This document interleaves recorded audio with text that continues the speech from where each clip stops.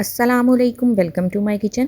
कैसे हैं आप सब? उम्मीद करती हूँ सब खैरियत से होंगे। आज आपके साथ मैं 4 डिनर रेसिपीज़ शेयर करूँगी जिसे बहुत कम वक्त में और कम बजट के साथ आप बना सकते हैं। 30 मिनट से भी कम टाइम में आप ये रेसिपीज़ तैयार कर सकते हैं। तो चलें रेसिपी स्टार्ट करते हैं। चूल्हे पे कढ़ाई रखेंगे और थोड़ा सा ऑयल शामिल करेंगे। जब ऑयल गर्म हो जाएगा तो इसमें 1 टेबलस्पून लहसुन अदरक की पेस्ट शामिल करेंगे। लहसुन अदरक को 2 से 3 मिनट फ्राई करेंगे जब तक इसका कलर चेंज नहीं हो जाता।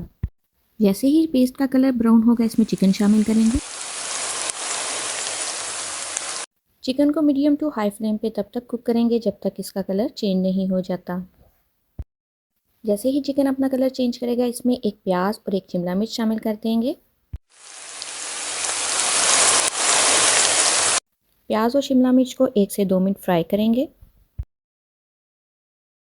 फिर इसमें 1 टेबलस्पून तिक्का मसाला शामिल करेंगे। आप चाहें तो घर के मसाले भी शामिल कर सकते हैं। हाफ़ टी स्पून यहाँ पे मैंने नमक का शामिल किया है। इसे 2 से 3 मिनट मसालों के साथ भुनाई करेंगे।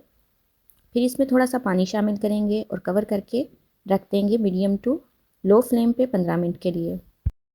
यहाँ पे 15 मिनट गुजर चुके हैं, पानी खुश्क हो चुका है, लेकिन हम चिकन की 1 से 2 मिनट भुनाई करेंगे। भुनाई करने के बाद आंच बंद कर देंगे। अब सेकंड स्टेप की तरफ आते हैं। यहाँ पे मैंने शवारमा ब्रेड ली है। पैन को चूल्हे पे रखेंगे, थोड़ा सा ऑयल डालेंगे। जब ऑयल गर्म हो जाएगा तो ब्रेड को कलर दे लेंगे। एक साइड को कलर आ जाए तो दूसरी साइड को भी हम इसी तरह कलर दे लेंगे। इसी तरह चारों स्लाइसिस को मैं गरम कर लूँगी। जब चारों स्लाइसिस हो जाएंगे तो आपने पैन के नीचे से आंच बंद कर देनी है और एक स्लाइस के ऊपर चीज़ को अच्छे से सेट कर देना है। इसके बाद जो चिकन तैयार करके रखा था वो ऊपर रखेंगे। जब चिकन सेट हो जाएगा तो दूसरा ब्रेड का स्लाइस लेंगे और इसके ऊपर रख देंगे और उसके ऊपर चीज़ अच्छे से सेट करेंगे। शिमला मिर्च या प्याज जो आपको पसंद हो इसके ऊपर लगा दें। इससे ज़रा खूबसूरत लुक आती है।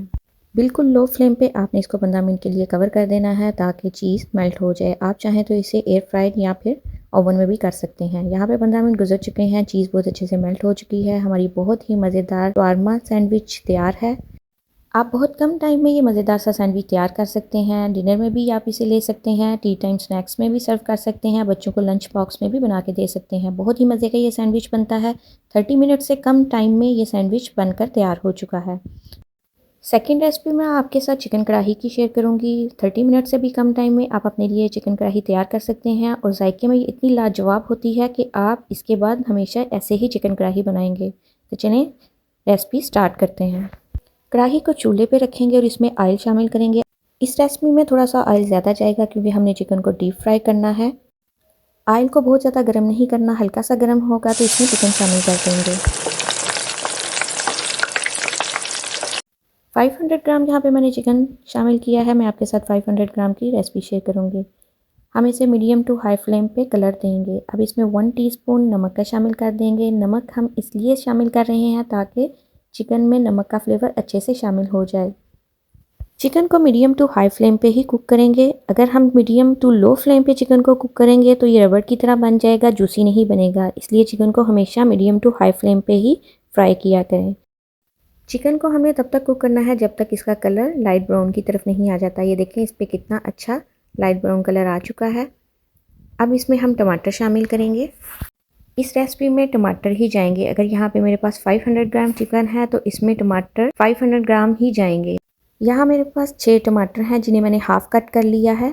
टमाटरों को ऑयल में डाल के चिकन के साथ ही फ्राई करेंगे।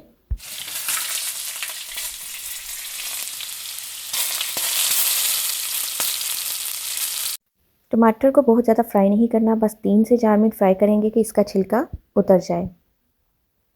ये देखिए यहाँ पे इसका छिलका उतरना शुरू हो गया है। कढ़ाई के नीचे से आंच बंद कर देंगे, टमाटर का छिलका उतार लेंगे और ऑयल हम लैदा कर लेंगे क्योंकि अब हमें ऑयल की ज़रूरत नहीं है। इस ऑयल को आप किसी और रेसिपी में भी यूज़ कर सकते हैं। सारा ऑयल यहाँ पे मैंने सेपरेट कर लिया है। अब हम इसे टमाटर को स्पून की मदद से हल्का सा मैश करते जाएंगे। ये देखें बहुत आराम से ये मैश हो रहे हैं, यानी कि हमें ग्राइंड करने की ज़रूरत नहीं, टमाटर इसी तरह मैश हो जाएंगे। इसी तरह टमाटरों को मैश भी करते जाएंगे और चिकन की भुनाई भी कर लेंगे। सारे टमाटर मैश हो चुके हैं। अब इसमें हम 5 से 6 हरी मिर्चें हाफ कट के वो शामिल करेंगे।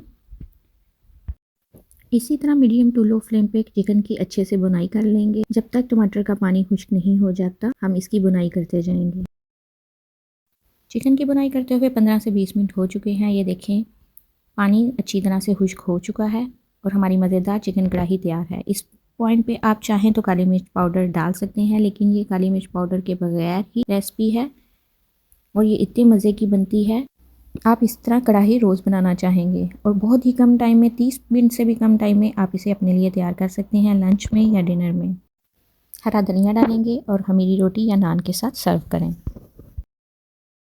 अब थर्ड रेसिपी की तरफ आते हैं। ये कबाब बहुत ही मज़े के बनते हैं। आप इसे बच्चों के लंच बॉक्स के लिए भी बना सकते हैं, टी टाइम स्नैक्स के तौर पे भी यूज़ कर सकते हैं, डिनर में या लंच में साइड डिश के तौर पे भी रख सकते हैं। तो चलिए रेसिपी स्टार्ट करते हैं। यहाँ पे मैंने 4 अदद आलू लिए हैं जिन्हें मैंने पहले ही बॉईल कर लिया था। अब इसे अच्छे से मैश कर लेंगे। नेक्स्ट स्टेप में कढ़ाई को चूल्हे पे रखेंगे और उसमें 2 से 3 टेबल स्पून ऑयल के शामिल करेंगे। 1 टेबल स्पून ज़ीरा शामिल करेंगे और साथ ही प्याज शामिल कर देंगे।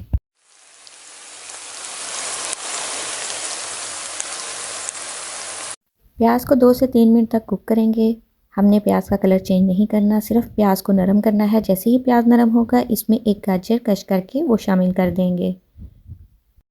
गाजर को भी हमने ज़्यादा कुक नहीं करना, बस 2 से 3 मिनट तक फ्राई करेंगे। जैसे ही गाजर अपना कलर चेंज करेगी या फिर गाजर का पानी खुश्क होगा हम आंच बंद कर देंगे। ये देखिए यहाँ पे गाजर का पानी भी खुश्क हो चुका है और गाजर ने अपना कलर भी चेंज कर लिया है। बस हम आंच बंद कर देंगे।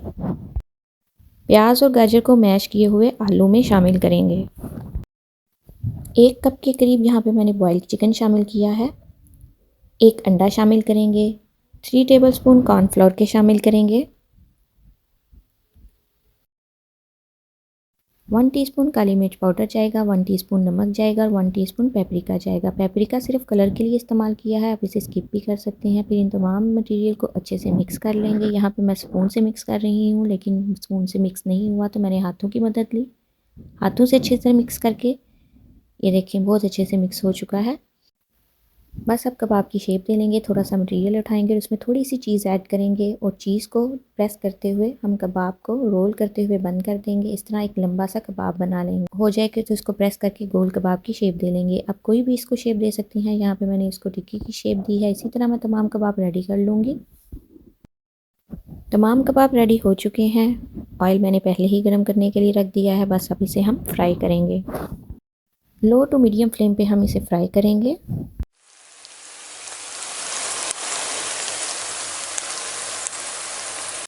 जब एक साइड पे अच्छा सा कलर आ जाएगा तो इसकी साइड चेंज कर देंगे। इसी तरह दूसरी साइड पे भी कलर आने का वेट करेंगे। जैसे ही दूसरी साइड भी अच्छे से पक जाएगी तो इन्हें निकाल लेंगे। मज़ेदार कबाब तैयार हैं। बहुत ही कम टाइम में बनने वाली ये रेसिपी है। आप इससे सैंडविचेस भी बना सकते हैं और साइड डिश के तौर पे भी सर्व कर सकते हैं।